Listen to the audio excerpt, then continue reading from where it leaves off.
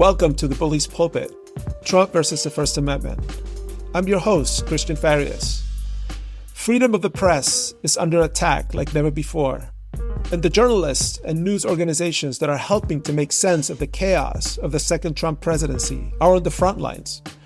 Their fight isn't just to keep everyone informed while making sense of the fire hose of information and misinformation coming from the White House.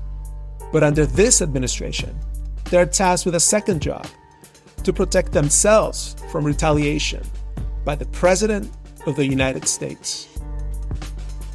This week, we're going to learn about the impact the White House's decision to bar the Associated Press from the press pool has had on journalists and the freedom of the press, and the downstream effect these actions have had on our democracy. They've packed the press pool, not just the briefing, the press pool, with news outlets that are not news outlets. They're basically Trump apologists and sycophants. Some of these influencers have zero experience of that. None. Sometimes they don't even write a story. They'll just go and post memes on the internet based on what they saw. That's not journalism. That's S.V. Dáte, a longtime White House correspondent who is a member of the White House press pool. He'll tell us all about how it works and how Trump has kneecapped how an independent press covers his official movements, appearances, and statements. And I'll also speak to Katie Fallow from the Knight Institute, who will give us an update on the Associated Press's lawsuit against the White House and the legal issues surrounding it. But before that, the news.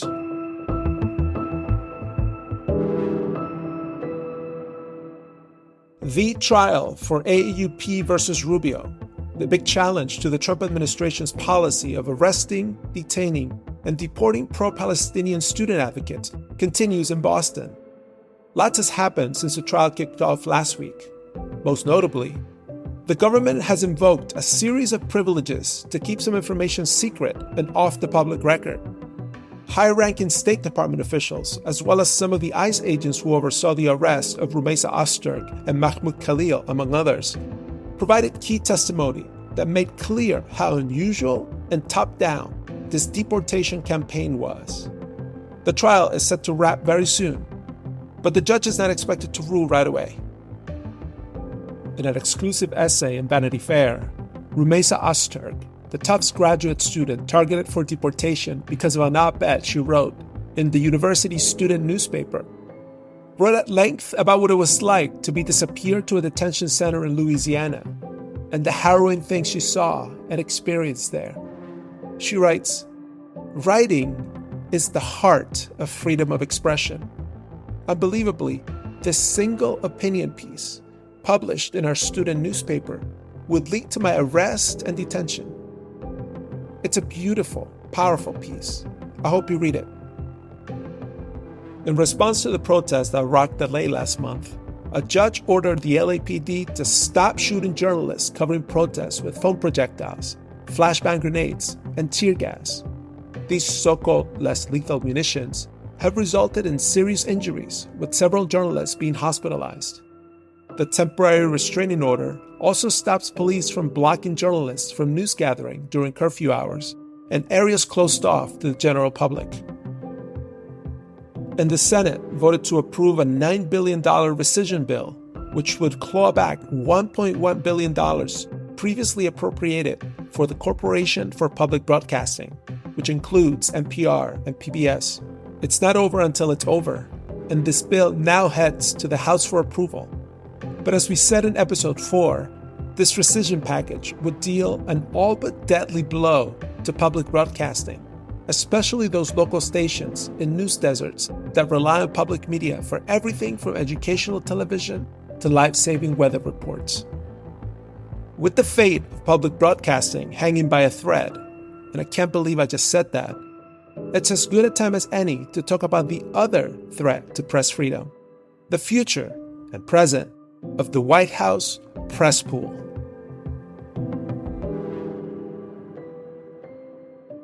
And on today's show, to talk about the legal issues surrounding this legal confrontation between the Associated Press and the White House is Katie Fallow. She's the Deputy Litigation Director at the Knight First Amendment Institute. And Katie, you're the Bully's Pulpit first ever expert guest who joins us a second time. Congratulations for that, and thanks again for your expertise. Thank you, Christian. I'd like to thank my family for supporting me on my journey to become a repeat guest on The Bully's Pulpit. That's wonderful. Now, let's talk about one of the biggest press freedom cases of the second Trump era, and that is the Associated Press's lawsuit against the White House over the president's decision to rename that large mass of water between Mexico and the U.S. But the case isn't about the renaming per se. Tell me about this case and how did it come about? Yeah, so what happened was in February of this year, the White House started to exclude the Associated Press from covering events in places like the Oval Office and aboard Air Force One. And the tradition that's been in existence for decades is that there's the White House press pool, which allows selected journalists from selected news outlets to cover events that they're invited to cover by the president. And the Associated Press started to be excluded from these events, and the White House made it very clear that the reason for their exclusion was because the Associated Press, as part of its style guide, was going to continue to refer to the Gulf of Mexico as the Gulf of Mexico. The Associated Press would continue to note that President Trump had changed the name, but it refused to just say Gulf of America, the president's chosen term. And just for the clarity of everyone, the Associated Press Style Guide is basically this book, right, where if you have a question about how something is written, how it's spelled, whether it's capitalized or not, whether you have to use acronyms, you go to the guide and it tells you how to write that particular place. And because it's an international news service and they service other reporters scattered throughout the world, they needed to be very clear in how they communicate certain things. Now, tell me, how does the Trump administration decision violate the First Amendment? First of all, this is classic First Amendment retaliation, essentially removing a benefit or penalizing a speaker in some way based on their viewpoint or editorial decisions. And you can see this in stark terms where the White House is basically saying, you're no longer going to be able to participate in this press pool coverage as you have done for decades and decades, because we want to control the speech that you make outside of these spaces. And we also maybe want to control the speech that other people use, because as you mentioned, a lot of people follow the AP's style guidelines. And it also sends a chilling effect to other journalists, essentially saying, if you don't cover the White House in the way that the White House wants, you're going to be penalized. So that's retaliation. It also violates the First Amendment under something called the Public Forum Doctrine, which the Knight Institute, we've litigated this a lot. And what the Public Forum Doctrine says is when the government opens up a space that it controls or owns for members of the public or members of the press to engage in their own speech. In terms of the harms, first of all, the AP is a wire service engaged in up-to-the-minute reporting, and without being allowed into the press pool ever, it has to rely on the reporting of other press outlets, and that interferes with its editorial judgments because, of course, each journalist who's in these smaller spaces is making their decisions about what photos to take or what questions to ask or what notes to make in terms of observations of what's going on. From the AP's perspective, I think hurts them in a business sense because, of course, these journalistic outlets are competitors with one another. Now, not long after the case was filed, the Knight Institute filed a friend of the court brief with the district court. And later on in the case, the Knight Institute filed a second brief. Can you tell me about these two briefs and why you filed them? Yeah, so these briefs are also known as amicus briefs, or some people say amicus. I go back and forth. I'm team amicus. Okay, so amicus briefs. So the judge in this case, Judge McFadden, invited other people to submit these kinds of briefs, and the Knight Institute filed a brief on its own behalf. And the reason why we filed it is because we thought it would assist the court in describing why these actions violated the Public Forum Doctrine. And the AP, in its own motion for preliminary injunction and in the complaint, was really focusing more on the First Amendment retaliation claim. And so after we submitted that brief, and a bunch of other organizations submitted their own briefs, the judge put out an order essentially saying, I really like these briefs. I'd also like to hear about any originalist perspective on whether the government can exclude certain journalists or certain newspapers from a government space based on viewpoint. And so we worked with a number of scholars, including Genevieve Lake here, who was the author of this brief, but we represented them as their attorneys. And we submitted a brief that really talked about not really an originalist perspective, but historical evidence of what the founders thought about what the First Amendment meant. And overall, it showed that the founders absolutely believed that the First Amendment meant that the press cannot be discriminated against or excluded from certain coverage just based on their point of view or how they're covering certain events. In April, the court ruled in the AP's favor, stating, quote, under the First Amendment, if the government opens its doors to some journalists, be it to the Oval Office, the East Room, or elsewhere, it cannot then shut those doors to other journalists because of their viewpoints. The Constitution requires no less, end quote. Now, that's a great ruling, but it was very short-lived. How did the Trump White House respond to the ruling and what happened after that? Yes, that's correct. I will add right now that the government keeps saying that the AP will still have an ability to cover the White House or certain White House events under a new policy that it instituted after this lawsuit was filed. And there's been some disagreement with the parties about whether that's in fact the case.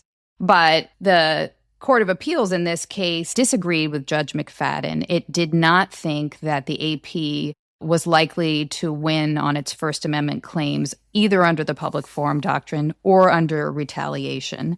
And so it was a 2-1 ruling. So one of the judges disagreed, but the effect of the Court of Appeals decision is that the White House can discriminate against the AP. And since then, the AP has gone back to all of the judges on the D.C. circuit and asked them to overturn that earlier panel's decision. So we're just in a state of waiting to see what the bigger group of judges on the D.C. circuit, the Court of Appeals, does. And I should note the two judges that ruled against Judge McFadden and the AP are two Trump-appointed judges on this appeals court. And the fuller court, the full D.C. circuit, is majority Democratic appointees. So who knows what's going to happen? But the fact remains, the AP is still in a state of limbo and is still being harmed. Exactly. Now, I'm curious if you can reflect on this case and why people should still care about the AP and what happens to its future in the press pool.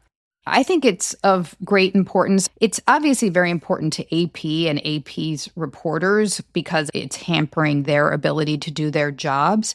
But from a First Amendment perspective, what's even more troubling is the message that this action sends to other members of the White House press corps or other journalistic outlets, essentially saying, if you engage in coverage or make statements that either the president doesn't like or the White House doesn't like, you could lose access to reporting. You could lose access to being able to ask the president questions. And what is important about preventing viewpoint discrimination is to make sure that a variety of perspectives are represented in the press corps and that you have a truly independent press. And I think this really poses a threat to this. When it first happened, I think there was someone who wrote in the New York Times about how some of this reminded them of when they were in Russia and covering Putin earlier on in his presidency, and when he kicked out a correspondent from the Kremlin. And at the time, it didn't seem like that big of a deal, but it was the first step towards a not independent press corps in Russia. And it's very worrisome that we might be headed down that road. Katie Fallow, Deputy Litigation Director for the Knight First Amendment Institute. It's been great talking to you. Thank you so much.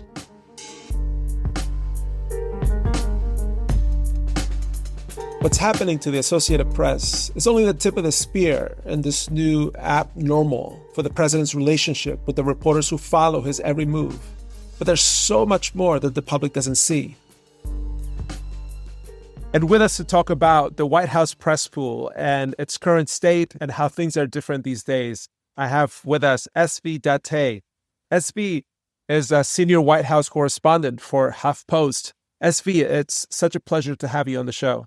Hey, well, thanks for inviting me. I appreciate it. Now, you and I intersected at HuffPost during the 2016 presidential campaign and then the early days of the first Trump presidency. So we have this history. Can you tell us and tell me what exactly is the White House press pool and how does it work? Well, the White House press pool has existed for decades, and it's been run not by the White House, but by the White House Correspondents Association, which is kind of the professional group of reporters who cover the White House and executive agencies, and it's self-governing, and we have a board, and we have elected officers, et cetera. And they had been cooperating with the White House for decades on the number of people who would be in the daily pool, how many would be on the travel pool, like on Air Force One, et cetera. And the reason for this is there are often times that a president is doing something, meeting with the cabinet, bringing in foreign leaders into the Oval Office, traveling on the plane, and so on, where it's just not practical to invite in every single reporter who's covering the White House. That can be hundreds of people, depending on the time of year, depending on the administration, and so on. What there's been, I carefully am saying in the past tense here because we can get to why it's different, but there had been a rotation of people, 13 typically, who are in the small confined room pool, which is like the Oval Office or Air Force One, representatives of print media, of TV, radio, the wire services. And the idea is we all work together. So whatever the president says, the questions that are asked, sometimes we get the opportunity to ask questions. Whatever is said is not exclusive to the person who asked it, but it's shared by everyone in the pool and then everyone who covers the White House. That was key, right? I mean, you go into that pool and that material is not yours. It belongs to every single reporter in the White House press corps, which is hundreds. And it's your obligation, whether you're the print pooler for the day, as I am about once a month, or if you're one of the wire service reporters or one of the producers for TV, you all work together. So if I miss a quote, if I'm far from something, and the person with the TV crew with the boom mic has it, and I ask, hey, I'd like to listen to that to make sure I got what he said properly, they absolutely 100% play it back for you because, again, this is not a competitive situation. This is cooperative. That's how it was. And things are very, very different now. That's a great way to set the stage. One thing that I want to pull a thread from what you just said is that it's very collaborative. It's almost as if you're not in competition with each other, but the news, in a way, I guess, outside of the press pool, it is competitive. And if you're in the press briefing room, which is a little different, you do kind of want to get that question that no one else has asked before. And I'm curious if you can kind of distinguish the two a little bit for people who may not be familiar with that dynamic. Sure. I mean, the briefing room, that is not pooled. Right. I mean, everyone has the ability to go there. Yeah. I mean, whether you have a seat in that room or not regularly, you have the ability to come in and take an empty seat or stand on the sides. And whether the press secretary calls on you or not, there's no guarantees for any of that. But that's entirely different. That's like basically a daily press conference. And those are never pooled unless, again, they happen to occur on Air Force One or in the Oval Office or something like that. So while everyone's competitive with each other, TV stations competitive with each other and with print, et cetera, and so on, we understand that there is a collective need for getting accurate information in those situations where not everyone can be there, right? And so if it's NBC's turn to be in the pool, they should not have a competitive advantage that particular day over CBS or ABC or CNN, right? And they rotate by the day. And so everyone shares that video, everyone shares that audio, and in print, everyone shares what's in those pool reports. And by the way, if I'm the print pooler on any given day and Trump says something about tariffs, I can't write a story based on that for HuffPost until I have sent that material out to everybody.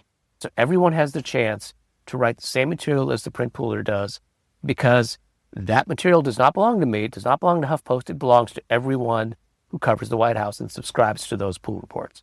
By the way, we're not the only group that has pools. The Pentagon has pools. When the defense secretary is traveling, there's a pool that travels with him on that plane, and they share that material with everyone else. And that's how it's been, again, for decades. And it's worked. You've been a White House correspondent now for nearly a decade. but you've also covered the White House during prior stints at other news organizations. Now let's get specific. How is covering President Donald Trump different from other presidents you've covered? First thing, he came from the entertainment world. So he's a showman, and he continues to be. Just look at this tariff stuff, right? A normal president, or a normal human being, would make agreements with other countries as to trade. If you feel you have an unfair trade imbalance, you'd work that out, you'd negotiate about it. But Trump doesn't do that. He just makes crazy statements on social media sometimes in real life, at news conferences or at press availabilities. And then that is never the final word. You don't know what value to put on anything that he says because nothing he says matters because it can change hours later or days. And so it's entertainment. It's for the ratings. And he said this himself. Look at the ratings this thing got. My news conferences get great ratings. Yeah, because you never know if you're going to start a war with somebody over some imagined slight. That's why. It is not a sane way to run a country, but that's what the voters wanted. Other presidents did not do that. And what has happened over the last 10 years, Biden got criticized for not constantly going out and talking to the media. Well, you know what? George W. Bush didn't do that. Obama didn't do that. A press conference was a relatively rare thing. I think the last person who had them semi-regularly was probably George H.W. Bush. Clinton liked to talk to the press quite a bit too, but nothing like Trump. Trump is in your face all the time, every day. And that's what's different. And that's what makes it exhausting, right? What does it mean that today he's claiming to impose a tariff of 50% against Brazil when tomorrow it might be 10% or none at all? It's a lot of effort and noise with very little actual news. That's the difference. Yeah, there's that metaphor of the fire hose of announcements and information, and you don't know what's real, what isn't. And as a reporter or the broader media, how do you even cover what exactly is the top headline that you want readers to know? And that must be extremely difficult.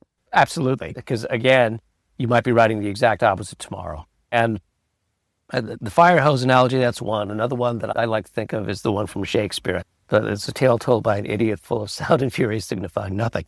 And that's often what we get. The man says false things all the time, sometimes because he's lying, often because he doesn't know and he doesn't care. So, I mean, for example, he constantly says that China paid hundreds of billions in tariffs when I imposed tariffs on China. No, China didn't pay a dime. Those are taxes on Americans. And so it's constant. And constantly I try to point out what is true, what is not, but it's exhausting. He can lie a lot faster than I can correct him. And he can lie a lot more enthusiastically and energetically than I have the patience and the time for. If you ask most Americans last year who pays tariffs, they would have told you the other countries. Because Donald Trump says this over and over and over and over again. And I've got other things to do. I can't sit there and try to fact check every single thing because that would be my entire life and that would be the lives of several other people as well. That's the difference between this person and the last presidents. That's a kind of a perfect segue to my next question. During the height of the COVID-19 pandemic in August 2020, you had a bit of a viral moment when you were in the White House briefing room and you got a chance to ask Trump a question. Mr. President, after 3.5 years, you regretted all the lying you've done to the American people. All the what? All the lying, all the dishonesties. That who has done? You have done.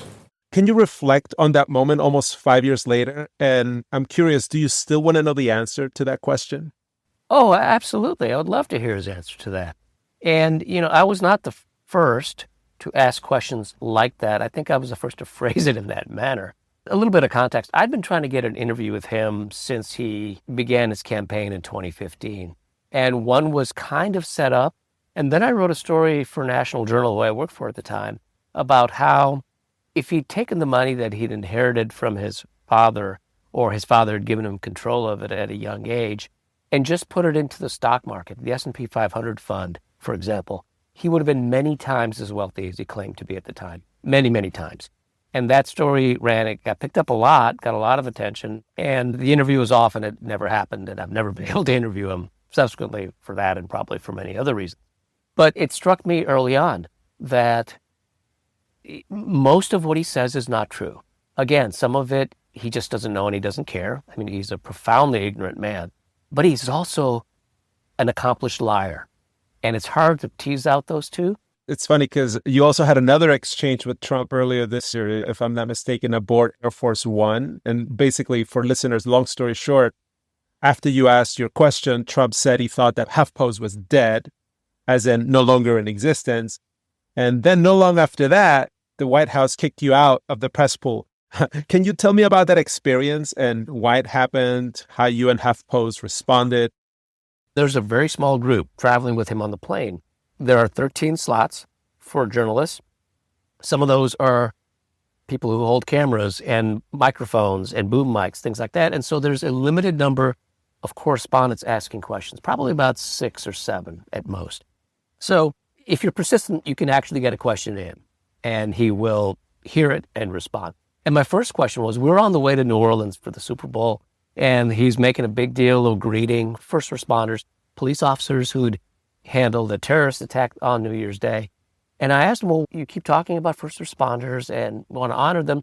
Why did you pardon 400 people who assaulted police officers? And, he went into this long explanation of January 6th and how the cops weren't the victims, the people who beat them up were somehow. And the next question I asked, he got irritated that I had managed to get his attention again. And that's when he came back with that insult of HuffPost. We didn't think of anything of it at the time, but very soon it was my turn to be the in-town pool reporter. And they skipped over and picked someone else to do it. And then they redid the pool entirely after that. HuffPost, responded. How will you respond? We, wrote a story about it, and we told the WHCA, the White House Correspondents Association, who put out statements saying this was wrong and it shouldn't happen, et cetera, et cetera. But, there is no law that says there has to be a press pool. There's no law that says that the WHCA runs it. It had been custom and precedent, and Trump doesn't care about either of those things. And so they basically reconfigured it more to their liking and to have more people who are pro-Trump rather than journalists. Yeah. And that's where we stand today. Totally. And of course, the reason you're on with us is because this episode is dedicated in part to the case of the Associated Press and its exclusion from the White House press pool. And obviously, this came before you were yourself excluded from the pool. And I'm curious if at that very moment, putting aside a little bit what you went through, if you felt the effect in real time among your peers, or maybe you specifically, when the White House said, all right, no more AP here. I realized right away what was going to be happening. And I started raising the alarm among my colleagues that, look, man, they in fact, I wrote a column about that. They can do this to the AP, they can do it to us. There's nothing that is remarkable about the AP situation compared to anybody else. And, we need to stick up for them. Interestingly, on the very first day of this administration, he had like an hour-long back and forth with the reporters in the Oval Office that night, the night of the inauguration, where he talked about all the pardons he was signing, all the executive orders, and so on. At first, they only wanted the pool camera in there. They only wanted the TV pool and nobody else. And WHCA said, okay, then you'll have nobody because we're not going to go along with this. It never got to an actual ultimatum, but that's where the conversation was headed, and they backed off. And so what it comes down to is that Donald Trump cares about the visuals. He wants TV in there. He wants the stills in there, and he doesn't care about anybody else. And so unfortunately, that's where the power lies right now, is among the White House Correspondents Association. It's the still photographers and it's the TV networks. They have the influence, and the rest of us don't. And until they're ready to say, sorry, it's all of us or none of us, this is going to continue. And at this point, they've packed the press pool, not just the briefing, the press pool with news outlets that are not news outlets. They're basically Trump apologists and sycophants. And we went from a pool that was the size of 13 journalists, and now we've removed on a daily basis 4 or 5 or 6, depending on the day, and replaced them with people who ask questions like, how are you so great, Mr. President? And why are we so lucky to have you as president? I'm only slightly exaggerating. Some of the questions that have been asked have just been appalling. You said something just a few moments ago that I think it's important by you noting that the press pool is very collective and that you kind of stick up for each other if you miss a quote and somebody else helps you fill it in because, again, the quote doesn't belong to you, it belongs to the pool. But now in this new reality, it seems like some of that communal group aspect has been lost, and those who do remain in the pool unaffected aren't sticking up for the rest of you. Am I reading that correctly? No, that is correct. I mean, as an example, in-town pool today is not as bad as sometimes, because today the secondary TV is something called gray TV, which is a smaller television network, but they're kind of real. The radio is Salem Radio Network, I believe, which is very right-wing. And then the new media seat, which is an invention and has basically replaced the seat that had originally been reserved for wire services, is Timcast, which is Tim Pool, who is basically a conspiracy theorist who has a popular podcast. I'm sorry, this is nuts. There's no wire service today. There's no wire service journalist, print reporter in the pool, but we do have the guy who, wears a beanie and skateboards and somehow has become an important voice in America. The out-of-town press pool today is not as bad. In fact, every single one is an actual journalist, but that's not been the case. We've had OAN travel on the plane. We've had Daily Wire. We've had just ridiculous people who are not journalists, and you cannot count on them to behave in a collaborative manner or to get the quote accurate, because that's never something they've done. That's the most dangerous thing here for democracy, is that we've diluted the pool. His first foreign trip, AP or Bloomberg did not have a seat on the plane. Reuters, I think at the very end, got on there at the last minute, but on the subsequent trip, there was no wire service. How do you do that? How do you take a foreign trip and not have a single wire service reporter? My understanding is that they had to pay their own way to still take the trip and cover it from afar, basically. From afar. I mean, we pay our own way on Air Force One. Right. So let's make that clear. This is not a free ride. Right. We're paying for that. What this means, though, is if there's news on the plane, you might get some non-serious person whose job has been to do internet memes, suddenly now responsible for a part of the pool. And I'll tell you as a fact that they don't collaborate with us. They're basically tourists and voyeurs, and they have no part in the pool. And I haven't really investigated all of what they do, but one of them posted pictures. Hey, I had a great time. I was on the plane. This is what we ate. No, that's not actually useful to anybody. And the Trump White House absolutely 100% doesn't care. I'm hoping they'll get bored of this, because it is a pain in the neck for them to have to figure out who's in the pool tomorrow and who's not. Prior to them doing this, that was all handled by WHCA. It was a rotation. It was set. Everyone knew it. If you couldn't make a particular slot, you traded with someone who could, and you just let the White House know, but they didn't care. As long as someone's competent was doing it, it was fine. And now they pick and choose and play games and make sure to get people who suck up to them, give them extraordinary access so that they can promote their viewpoint. So that's where we are. Something that strikes me about what you're telling me, SV, is that we are already living this new normal where WHCA has no role in this press pool. And that's a radical departure from how things used to be. And obviously, the losers are the rest of us, the people who are consuming this information. And because of this fire hose nature of this presidency, it boggles my mind that this new radical reality of how news is being disseminated from the inner sanctum of the White House, from the most powerful man on earth, is now diluted, and that it's not a scandal or as much of a scandal as it should be. What's sad is it's not even a scandal in the media world. And what we should have done when they did that to AP was to say, all right, fine. None of us will come. Go by yourself. Or we'll send a camera and that's it. No one's going to engage with you and ask questions. That was actually my suggestion, was we send the pool camera, but the camera person would not ask questions or engage in any way. They would just absolutely record, and Trump would hate that. He likes to insult us. He likes getting questions that he can then turn on us so you can have another forum in which he's the victor, and that's his thing, where every story is a story of Donald Trump vanquishing an enemy. And that's what we're providing for him. And if he doesn't get that, then maybe we'll go back to normal. I don't know. But this is not good in a democracy.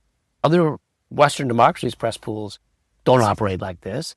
And to me, the big scandal was that the rest of us didn't rise up and say, absolutely not, when they did the Associated Press. And we should have.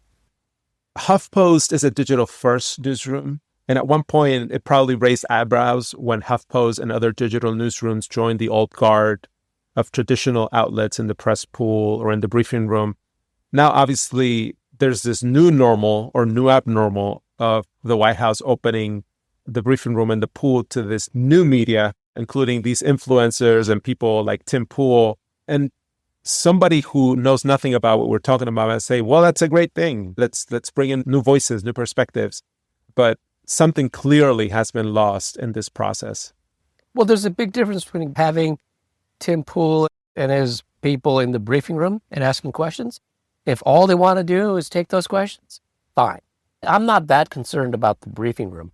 I'm very concerned about the pool, which is traveling with the president and is responsible for getting all the facts of what happened, what he said, what the people around him said, how he responded, his facial expressions, getting all that information out. And if you're not trained, you have no experience in being a journalist in noting these things and writing them down accurately.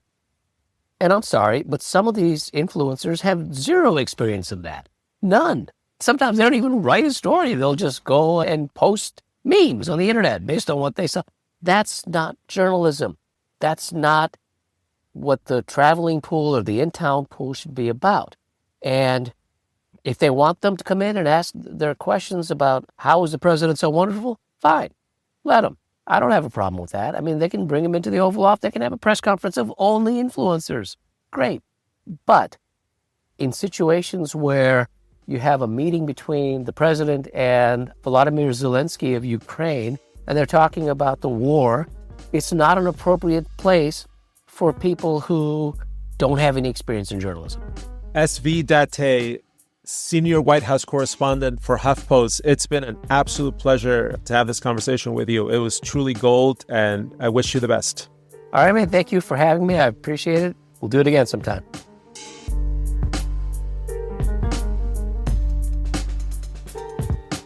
And that's it for this week's episode. Wow, what a grim note to end on. Hopefully, the federal courts step in soon and tell the president that the First Amendment means what it says. The Bully's Pulpit is a production of the Knight First Amendment Institute at Columbia University. I'm your host, Cristian Farias. This episode was written by me and co-produced by Matt Piken and Candace White. Our associate producer for this episode is Kushal Dev.